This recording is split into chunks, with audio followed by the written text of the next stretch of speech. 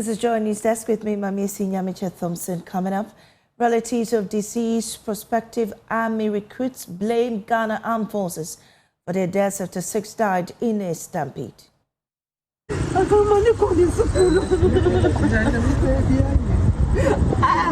Until day 6 o'clock, the auntie and the mom spoke to me that they've not heard from her. They've not seen her, so they are here. More as the Speaker of Parliament joins calls for a substantive defence minister. And then also emphasize what others have said for us to expedite the process of appointing a substantive minister. All eyes on Parliament as Finance Minister Dr. Kessil Attofosun presents the 2026 budget in a few hours with focus on tax reforms, jobs creation and a revamped VAT system. And later, government targets a raise in Ghana's poultry self-sufficiency from 12% to more than 75% by 2028 with the rollout of one of its flagship programs, the Nkokon Kitinkiti initiative. The government is fully committed to providing an enabling environment that ensures the success of this initiative. These plus business updates on our desk to stay, don't go away.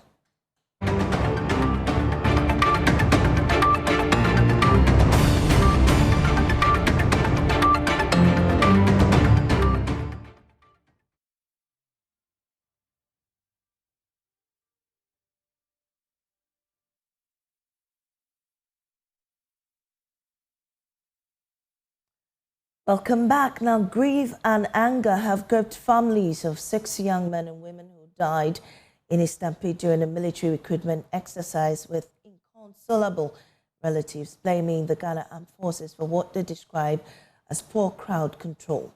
The chaos reportedly erupted when hundreds of hopefuls rushed the gates of the recruitment center.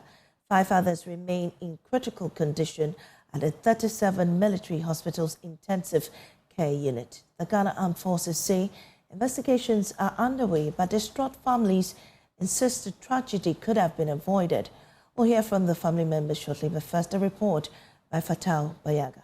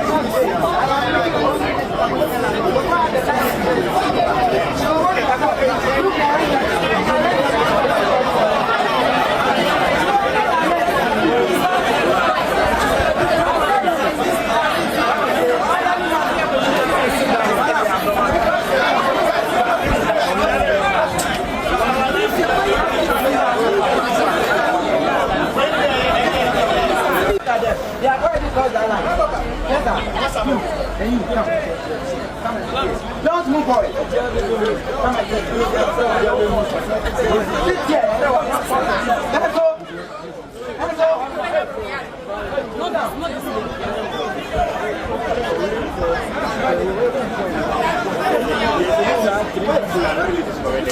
Come on.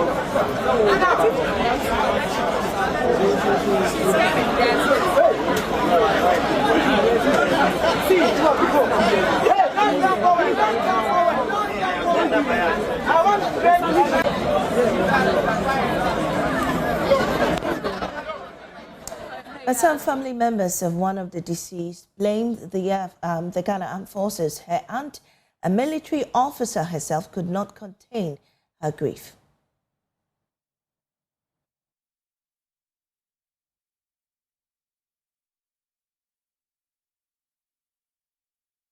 I'm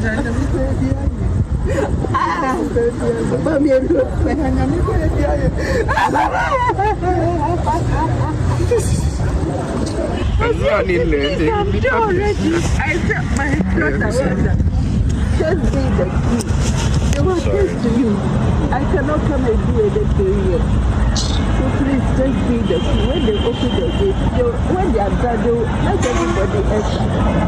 Why should they come and be stepping on people? But this day I will blame our forces. I will blame our forces. Look at the number of forces you have resources to the public. It's all because of money. I will blame our forces.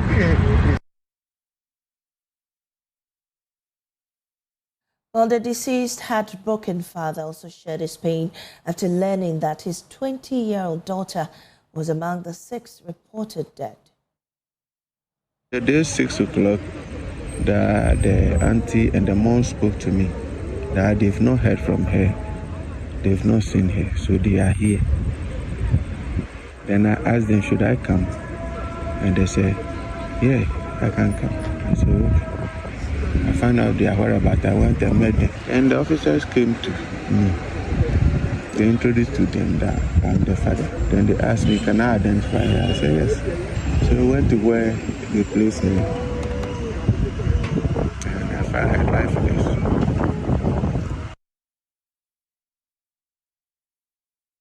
Well, Adom FM's Kofi J is at one of the deceased homes in Kaswa and joins me on Zoom with details of that. Kofi, what or how can you describe the mood in that home?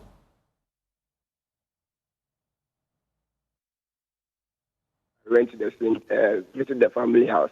The mother include all the family members, including her friends, are mourning their beloved one. And the disease is 22 years. She worked at Consolidated Bank, Kaswa branch, as one of their workers. So, according to the management of the company, she asked for permission that she is going for enlistment and she'll be back today. So this morning they were waiting for her, and the news broke to them that she couldn't return, and she was part of those people who died yesterday. And the mother spoke to us, and she said that her hope is lost because she's the only person the family relies on her, and she has become the breadwinner. She's just 22 years, but she's the one taking care of the family and taking care of her sick father who is suffering from stroke and other matters. So the family are mourning and weeping. It's very terrible. But Kaswa, we had two of the diseases were from Kaswa. One at from Kaswa Opekuma, and the other one at Kaswa Kwele area called Cross River.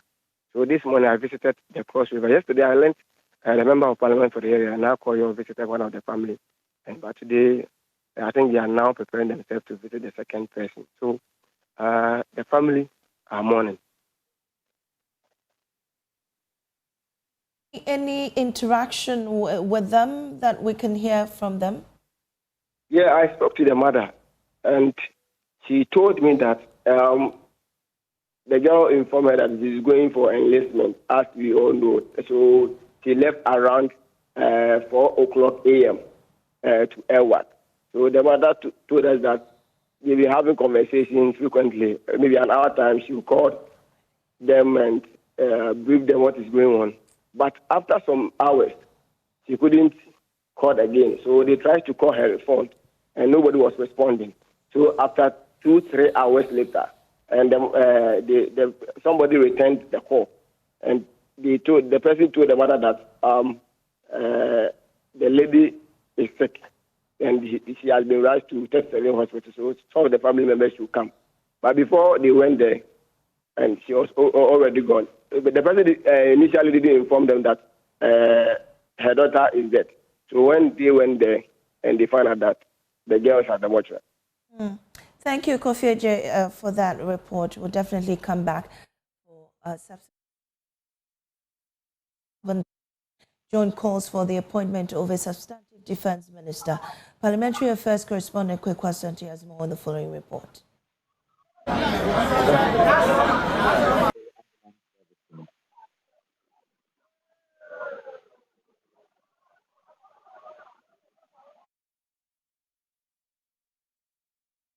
A tragic incident at Elwak that has claimed the life of 6 attracted the attention of Parliament.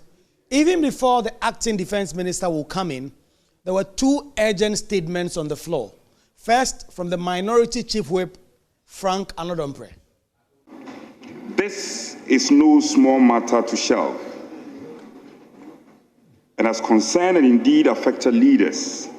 We must move to restore hope in our people, even in the time of grief. So must urgently ensure that the process be decentralized or further decentralized to address the excessively large crowds as well as the other risks faced by people traveling various parts of the country. Then NDC's Edem Agbana had his own urgent statement calling for urgent action. Mr. Speaker, we cannot treat this as an isolated incident. There must be a full-scale investigation into the circumstances surrounding the tragedy, from crowd management and planning to logistics and coordination. We must establish accountability and ensure that the systemic failures that led to this incident are decisively addressed. MPs on both sides then commented on this, including former Defense Minister Dominic Nitiwo, who said this really should garner and attract the attention of the entirety of the nation. Young people indeed went out there to look for a job for themselves, only to find themselves lying in the mortuary. The last thing we can do is to politicize their deaths. It's very, very painful, because if you're a family member, you'll be very sad to see somebody trying to do politics with this. So I will not.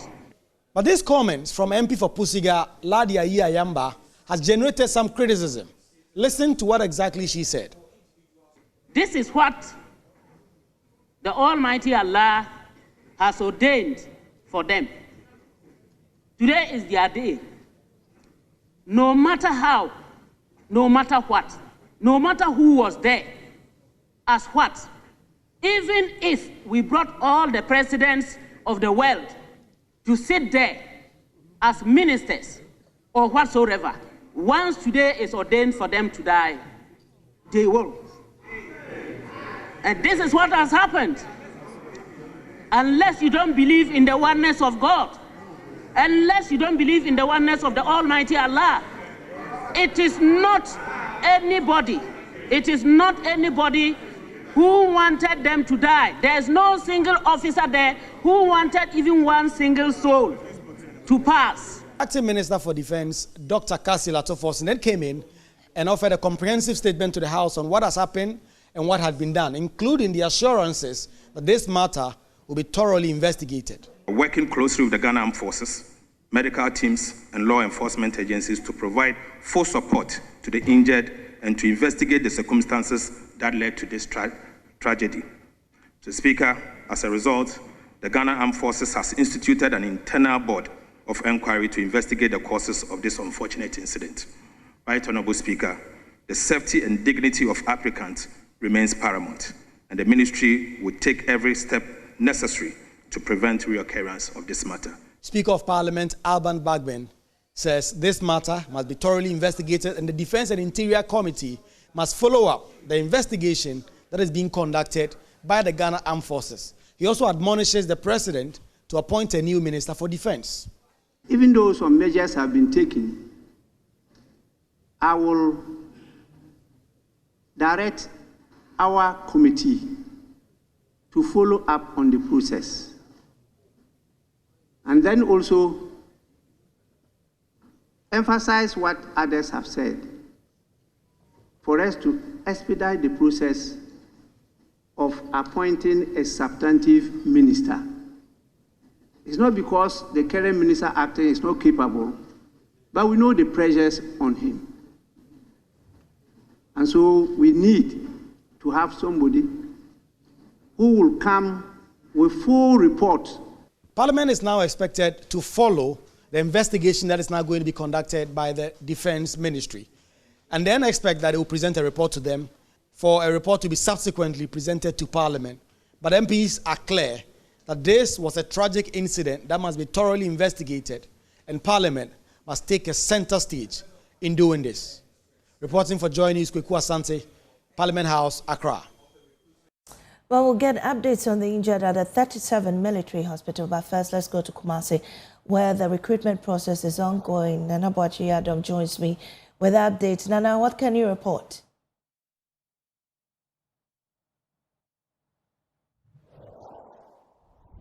We are live from the Babayara Sports Stadium, where the recruitment exercise is happening in the Ashanti region. And you can see from where I'm standing, a huge number of people have gathered here, walked through the processes from outside the stadium, and have made their way into the stadium itself to go through the recruitment processes. All the way from the Asokwa, where you get to see the junction that leads you to the stadium. They're filled, the streets are filled with a lot of potential recruits who are making their way into the stadium proper to go through the process. Barely 24 hours after the tragic incident that happened in Greater Accra that took the life of 6 potential recruits. We can see that a number of people continue to pass through the process in the Ashanti region, Kumasi to be specific. The process is quite tedious when you get here. In fact, for you to have access into the inner perimeter or into the stadium, you have to go through a lot of endurance. And that is the struggle that many of these recruits have passed through before getting into the Babayara Sports Stadium. Active young men and women who are all seeking to join the Ghana Armed Forces or the military have come here to pass through the hectic process of having their documents inspected and even to have their fate determined by the examiners who have full access to the documents. And so some of them would have to be sitting on the floor over here. Some of them would have to be sitting at the stands. Those sitting at the stands would pass through some processes before they get to the park, where they would have to sit on the floor for the military personnel to inspect their documents. And after that process has been done, they will pass through various tables of checks and then get to the final destination for their documents to be fully inspected by the officials. The ambulance service is highly represented at the Babayara Sports Stadium. As I speak to you, they have their full ambulance here. The ambulance van is over here just in case of any casualty. They are going to handle it in full scale, and we are going to speak to the officer in charge to ask him about the preparation of the ambulance service just in case any casualty is recorded. It is fair to also remind you that when the incident happened at Elwak yesterday, Kumasi also recorded its own incident where one individual sustained injury due to the crowd that were gathered over here yesterday. But today we realized that the process has been eased a little bit, despite the number of people who continue to troop into the Babayara Sports Stadium to have their documents checked. You can see that the ambulance service have been stationed over here, and just in case there is any emergency or incident, they come in swiftly to take care of that. And so I have the officer here with me, Abdullah, to speak to. Officer, today, how ready is the ambulance service for any form of casualty that might happen? Actually, we are really ready for whatever will happen because of the lesson that we had yesterday. Yesterday, a lot of things were taken by surprise. So because of that, there's a lot of preparation towards today, whatever will happen. But we hope that the arrangement that we see today, we are not expecting anything closer to what happened yesterday. Because today, well arranged. Some people have been asked to go home to come on Saturday. There's some of the department. So I think today is far, far better compared to yesterday. Looking at what happened yesterday, can you just brief us, tell us something small about what you went through while you were going through the process yesterday? I mean, the incident that happened. The incident that happened, we recorded that one individual was injured over here yesterday. How did you handle that? Actually, not only one. We have like more than we recorded not less than 20 people. Unfortunately, because of the way they came, yeah, it was some kind of stampede. And because of that, some of them we couldn't record the name. But we transported like 6 people to Tech Hospital, Kumasi South Hospital, and Formina facility. The most serious one was sent to Formina, and later it was transferred to Confanochi. And this morning we confirmed that the person is doing well. Yeah. All right, thank you very much. So he's putting on record that it was not just one individual who sustained injury here. Over 20 individuals, potential recruits, sustained injuries at the Babayara Sports Stadium in Kumasi. They were admitted at the Confanochi Teaching Hospital, Kumasi South Hospital, and then the Tech Hospital. He has confirmed that for us and has told us that all these individuals are currently doing well. We'd want to speak to some of them, the potential recruits who have gathered here. Gentlemen, how are you? I'm good.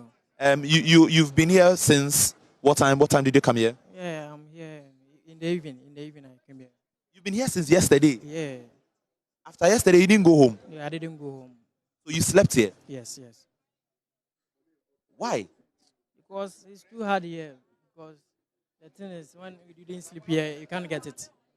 So we have to sleep here before I get it. That's why I sleep here. So since yesterday, you've been here and you did not go through the process yesterday. It was not successful for you yesterday. That is why you decided to stay here today. Yes.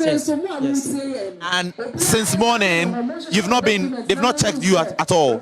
No. But I'm here, other than that, my work. So I'm come to do my Ghana card. So I didn't done it. So I'm waiting for the results. Okay, so there are some documents that you don't have yet. Yeah, I don't have it yet. So but are you waiting to, or do you think you're likely to stay here for another night?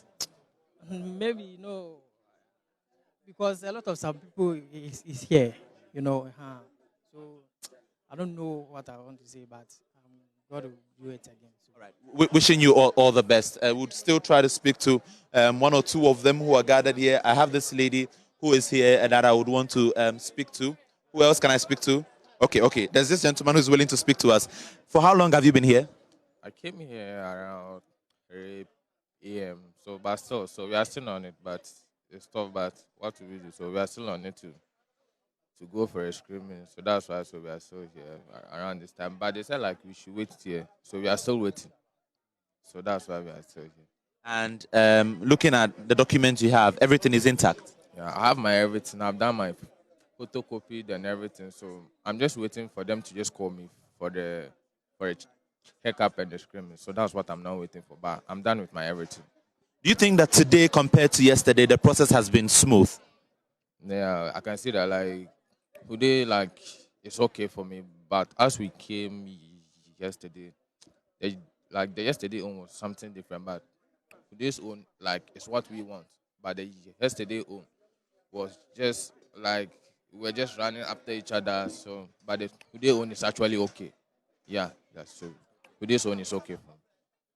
So, for you, you're waiting for them to mention your name so that you can go through the process. That's just what you want right now. No, they say they are dealing with those who are doing the infantry and the other thing, but we are doing general duty. So they say we should wait. So they'll call us. So that's why we are waiting. All right. So, Mamiesi, these are the responses of some of the potential recruits that we've spoken to this morning at the Babayara Sports Stadium. A number of them are still here. Many of them not even willing to speak because all that they want is for their names to be mentioned so that they can go through the process. And I can tell you that it is going to take a long time for even those of them who are understand. Nana Boachiyadom there giving us updates from the Babayara Stadium where some potential recruits are going through the process there. Well, let me take you to Adenta, where Fatal Bayaga is with the gender minister at the home of one of the deceased. Fatal, what can you report?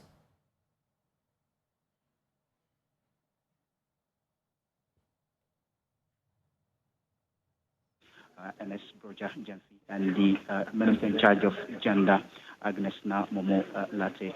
They are here this morning to visit some of the bereaved families' who lost their awards as part of the stampede that happened at the WAC Sports Stadium yesterday. The family, in fact, they are clearly distraught this morning. Many of them are wailing. They are crying because of what happened yesterday. They said that this young lady, who was just about 20 years, was at level 300 at the University of Ghana, but was also, interested in getting into the military. So yesterday she thought that it was the best time for her to achieve that dream of being enlisted into the military. She got to the WAC Sports Stadium with so much hope. Her energy was there. There was so much vitality and anticipating to get into the stadium.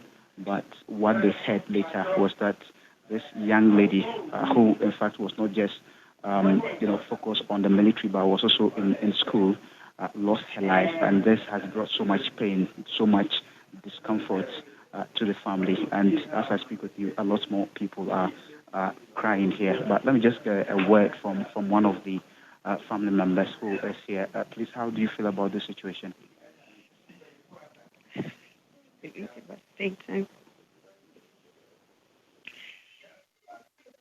Who was this lady? My niece. And I don't even know what to say. It's really heartbreaking because she's the only daughter and the first grandchild of our family. We didn't imagine. We called her earlier. My eldest sister called her earlier yesterday morning to check on her, and she said she was fine. So later in the afternoon, my sister was calling. We're checking on everyone because my younger sister also, she also went there. So I checked on my younger sister. My elder sister, she said she was fine. And my elder sister checked on, she's also at Bemaka. So she checked on Yvonne. And then she kept calling. No one picked up. So later on, she said someone used Yvonne's SIM card to call. I don't know. Yes. So she said someone used their contact to call her that they should go to the emergency ward at 37. So they rushed there because they were at LWAC. They couldn't find her. Only for them to go to 37, the emergency ward. She wasn't there as well. And then they said, if that's the case, then they should go to the morgue. So they were really, they were broken, so they couldn't. So I called my younger sister. My sister called me that she couldn't go to the morgue. So I called my younger sister, who is also at the MTTI barracks at the 37 there. So she went to check, and she confirmed that it was Yvonne. I'm told that she was at the University of Ghana, level 300. Is that the case? Yes, please. And what course was she studying? That I don't know. She mentioned architecture, but I'm not really sure. She told me she was pursuing architecture, but I'm not really sure. This must be sorry about this, but what would you want the authorities to do in order to prevent some of these issues? Well, with the way things went, I would want them to put in organized places so that things will go on smoothly in case there's a recruitment next time. Because this thing is heartbreaking. Losing a beloved due to these just seeking job opportunities. It's really, Thank you very much. So, Mame, the Deputy Minister is now leaving here. I just want to get a word or two from him about this particular visit. Honorable, please, just a minute of your time. Please, are you able to? The Minister wouldn't talk to us now, but I'm sure he will do that later. He is still trying to interact with the family members who are clearly in tears. Tears are rolling down their eyes right here. Many of them are very, very distraught by this. In fact, I must use the word stricken because of the incident which happened yesterday at the WAC Sports Stadium. They said that this lady was at the University of Ghana level 300 hoping that she would get the opportunity to work with the military, because that was her dream from childhood. And yesterday she went to the sports stadium with that particular hope, and it was curtailed in a very tragic manner, because people stepped on her, and this cut her life very, very short, at just about 20 years. So this morning, the gender minister, first of all, went to the hospital. Let me let you listen to what's happened here. So the minister is trying to console the mother, who is clearly in tears, and talking about this lady who they say that was very crucial to the family, a daughter they love so much. But it's just quite unfortunate that we're talking about something different. We're talking about her demise at this very young age. But I was telling you about the gender minister. She went to the hospital, interacted with those who were injured. We're told that some 5 were in the ICU yesterday. Gender minister, after visiting the hospital, she confirmed to us that 2 have been relocated to a regular ward. And what we also picked up is that 2 more people have been brought to the hospital. They were injured. But let me just see if I can get a word from the gender minister, who in fact just spoke with the families. And she was trying to console the families. Then, Minister, thank you very much again. Your life on Joy News. Talk to us about this visit. Thank you very much. I think, like we stated earlier in the morning from the hospital, we are seeing the families, and we've just called on Yvonne's family. Yvonne is one of the victims. And so you can see the emotions here. It's not easy for the family. I tell people that when it comes to issues of vulnerability, they are not stories. They are not stories. They are people's experiences. They are people's lives. And so you can see for yourself the emotions coming up. It's not easy for anybody to hold back. And as we've assured them, His Excellency sent us here to check on the family, and we'll feed him back.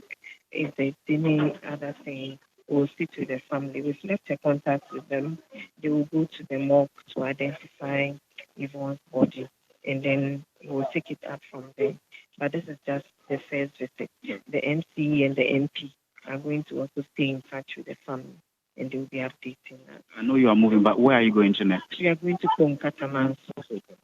Thank you very much, Minister. So, Mami, we are moving to Katamanso right now. We're going to visit another family this very morning. The pain is palpable right here as the families continue to recount the ordeal that happened yesterday after that very tragic incident. So the Deputy Defense Minister, Ernest Roger Jemfi, the Minister in charge of gender, all of them are here. We're just moving from Adenta Barrier to Katamanso right now to visit another family that lost their wards in this particular tragic situation. So, we're just moving to a different location. So when we get there, I will give you all the details in relation to this development. Fatal Bayaga giving us update from Adenta, where the gender minister visited the family of one of the deceased potential recruits of the Ghana Armed Forces. We were unable to bring you some of the visuals there because of technical problems. So definitely will bring you updates in subsequent bulletins. Well, moving on, today is Budget Day. Finance Minister Dr. Kisiel Atufosin is expected to present the 2026 budget in Parliament. He will unveil major tax reforms and new spending priorities. The presentation will also focus on restructuring the VAT system, creating jobs, and strengthening key government programs. In the studio with me is the head of the Ashanti Business Owners Association, Mr. Apia Kubi. Charles Kusi Apia Kubi. Thank you for joining us in studio. We're grateful for your time. And the budget will be in a few hours' time. Your business owners in Ashanti, also a member of GUTA, I think, with the economy, head of the economical Department of GOTA. Yes, Head of Economics and Business. Thank you. What are your expectations? Let's start from there in today's budget. Okay. Good morning to you and to your viewers. Graciously, we have enjoyed good business environment this year. What we are expecting going to the economic policy of the government through his budget reading is how they are going to consolidate these gains and bring some level of stability in the next year ahead of us. So our expectation is within the confines of our conversation over the period where we're talking about tax reforms. Over the periods, we have been crying out about the structure and administration of the tax system, especially with the VAT, how it has been collapsing businesses, how it's not market responsive, how it's not encouraging compliance, how it's depleting working capitals, and how it's also defiling the basic principle of taxation, fairness, equity, and flexibility. We've had several engagements, and they are sure that there's going to be some reforms, especially when it comes to the standard rates, which they said, you know, earlier they decoupled the levies from the VAT itself. Now they're going to get it coupled, so the input and output will be some level of gains for businesses. That's probably the first step in the right direction, giving business some level of relief. They said they're going to reduce the effective rate to about 20%, plus a minor savings of about 2% on VAT, which becomes more or less like a capital injection to our businesses. That is positive. We're also looking at the stability we've gotten within the macro space. You're looking at inflation, looking at policy rates. There must be some economic translation to businesses through the micro economy, whereby we could have disposable income for people to spend. Indeed. Yeah, we see all these goods, but when you go to the market, people are crying out. We don't see the real effect of all these things. So we're looking at government economic policy that is going to change the narrative to ensure that businesses will enjoy all these benefits that we have all contributed to earn as a country. So we are not overly expecting something magical, but we just want them to give us the confidence that the trajectory will not be that bad. Okay. We've seen this before. Right. It won't be business as usual, but we're going to have much more improvement in the economy because this is the only country that we have. And you saw what happened when the military were recruiting. The work stadium. Yes. If businesses are well empowered and they are supported and there are policy interventions to support business growth, we will not see this because we will have the capacity to employ these teaming youths, right, and help the country to grow. When we are growing, it also reduces the pressure on government in looking at where do I raise my next capital for capital expenditure, because we are giving enough support so far as taxes is concerned. So we want that government, public-private conversation to see how best we can chart growth for this country.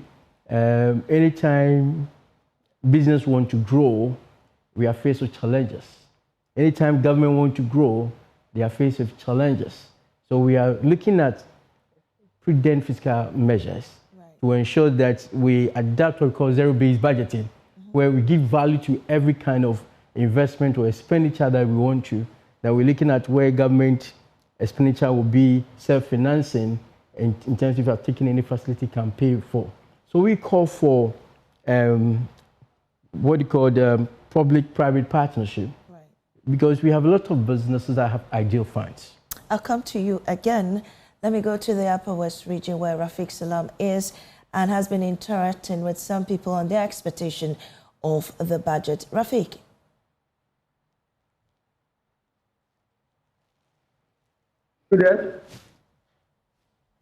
Rafiq, you've been interacting with some... Yes, Rafiq, I can hear you. You've been interacting with some people. Tell us what they've been saying.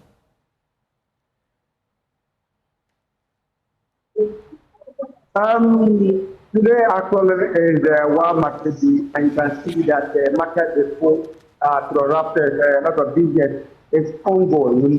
and then they have put the budget, and for them, they are really happy with the decrease in fuel prices. But what they are also hoping to get is to have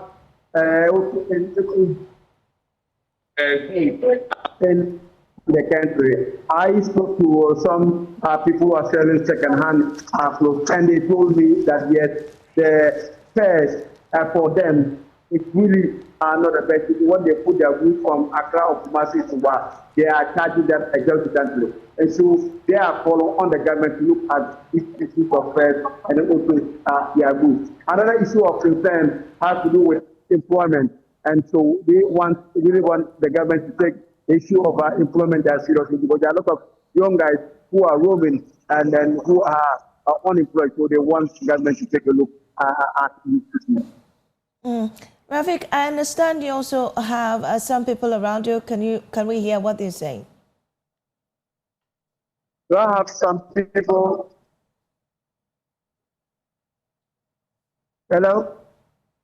Yes, Rafiq. Hello? Yes, Rafiq, I can hear you. I didn't get your question clearly. Yes, you've been interacting with some persons with disability. What did they tell you? They have really gotten a lot of concerns that they are really happy that at least government has absorbed particularly those who are going into the one government to come clean on also some of them who are not going to school. So the one government to have a particular focus on them and also an increase in the district assembly fund for disability.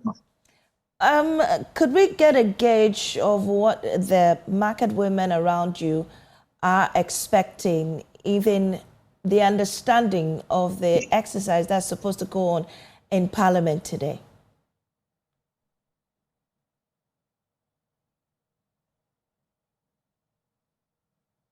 I tried to speak to a majority of them. They still told me that what they want is that they want a decrease in the number of, they want the decrease in terms of what fuel prices, so that they are going to be.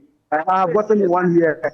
I see what I can speak to him on join me. Can you tell me something on joining is about today's expectation on the budget? Can you tell me on the budget? She told me that she doesn't have any idea of the budget, and she would not like to speak to us. So that's really the view of the market women here, and they are really happy that the budget is coming on, but they will want that the critical things, the major challenges that are facing in this market, which has to do with prices of their wares, have to be reduced. Right, thank you very much, Rafiq Salam. Also joining us is Joseph Achu Homaji, is president of the Ghana Federation of Disability Organizations. We're grateful for your time, Mr. Joseph at Homaji. And tell me, I mean, in times like this, what do you look forward to hear from the Finance Minister? Yeah, good morning to your viewers, Mamiesi, and thank you very much for the opportunity. Before I make any comment, on behalf of Ghana Federation of Disability Organizations, I want to wish the families who lost their daughters, condolences. There's our expectation of the budget. Again, let me thank the President and the government for implementing the disability, the policy intervention for free tertiary education for students with disabilities. We are expecting that the budget will cater for the implementation of this policy. Enough budget will be allocated for the implementation of this policy. Again, on the 24th of October this year, when the President launched the free tertiary education for persons with disabilities, the President made a number of pledges that there must be 5% quota for employment for persons with disability in both public and private sector. We also expect that the budgetary allocation will be made available to cater for this promise. So that, because if there is no budget, then this promise cannot be catered for. The President also made a promise of making the fund available to cater for women with disability in terms of entrepreneurship. We also expect that the budget will cater for this. We also expect that the budget, there will be enough budget allocation for implementation of inclusive education policy which will cater for the needs of persons with disability, for that matter, children with special needs. Because we need a lot of budgetary allocation for this sector so that we can have effective implementation of this policy. Then we also expect that the president also pledged that there will be an increment in the common fund, disability common fund from 3% to 5%. This also requires budgetary allocation. So we also expect that the finance minister will talk about that and increase budgetary allocation to cater for this component so that it will enhance the poverty alleviation for persons with disability at the local level. It's very, very important. So, and again, the president also made a pledge on that very day about the reenactment of the disability law. The disability law also requires some financial requirements to be able to cater for the needs and to be able to cater for the implementation of this policy effectively.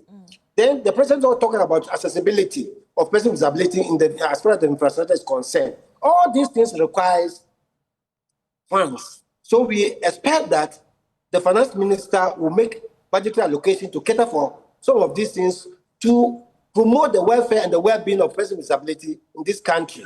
Because if the budgetary allocation is not there, then all these policies, the policy statement the president made will just be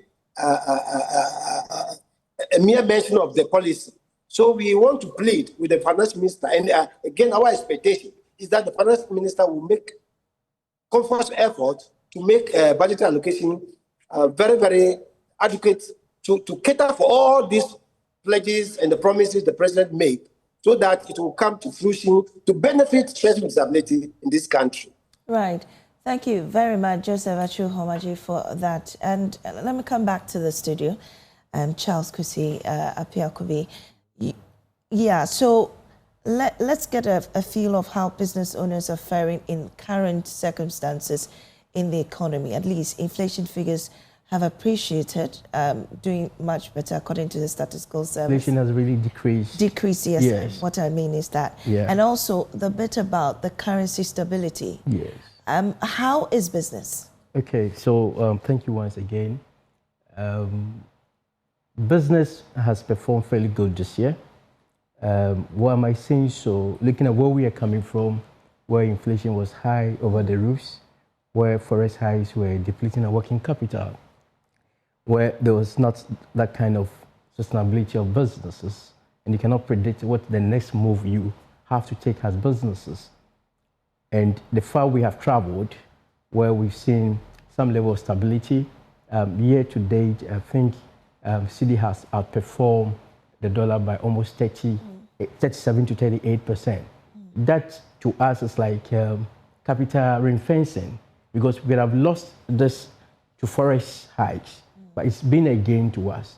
That, of course, will reduce our rate of borrowing. Okay. Because when there's forest hikes and there's capital depletion, you need to borrow to show up the difference. So that has reduced our cost of borrowing by at least 38%. 38%? Yes, by correlation of how the city have gained strength. And you just oppose it to why we are also recording single inflation, because when forest is down, it means cost of importing also comes down, and it also affects inflation. So this plus and minus has also influenced policy rates. Previously, we're getting loans from the banks between the age of 30 to 35. Now we're doing averagely 25%. That's also some savings for businesses. Right. Yeah, so this kind of stability has brought some level of confidence and assurance that the future is bright. That's why we are calling for sustainability, what we call a consolidation of the gains. So that, yes, we want to see growth, we want to see the big push, we want to see the 24-hour economy running, we want to see Women's World Bank, but government have to be disciplined in terms of expenditure so that we do not throw our hands in despair when we get to the crossroad. But business has been good. Business has been good, but one interesting question that the everyday Ghanaian always asks, that despite the stability, prices are maintained at high, high prices are still maintained. It's not being reduced. It's not the case. And of course, across various sectors, we've seen some level of price reduction. It might not correspond to the gains the microeconomy have given to us. Yes. Yes. But you can also attest to the fact that the rate at which price of items would have increased have really slowed down. Is the price of kinky or the price of bread. You know, the prices of kinky are still maintained at that price, 7 cedis. These are isolated price or commodities can look at. But when you go to the market where we're buying maybe 50 kg of rice around 1,000 cedis, and now you are buying it less than even 300 Ghana cedis, that shows the quantum of reduction in terms of prices. So there's been some kind of respite to consumers in terms of prices, and that is also has affected sales because people were earlier buying out of panic. Because if I don't buy today, the next time I go to the market, so people were rushing to buy. But now that kind of stability and relax have come, which is also giving the consumer some option to say, what can I also invest my money with, which of course is good for economic growth for this country. Right, okay.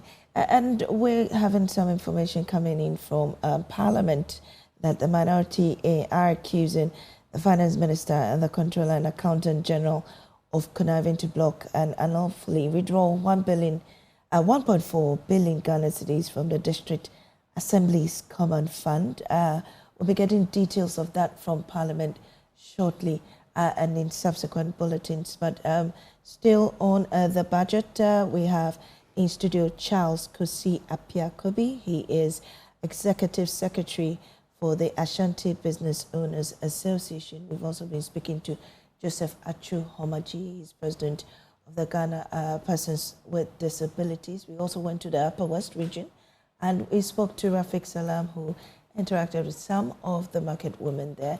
And so listening to or watching, I beg your pardon, Join News at Desk. That'll be all for now. The build up to the Parliament will be coming up at 1 p.m. Do keep your dials right here.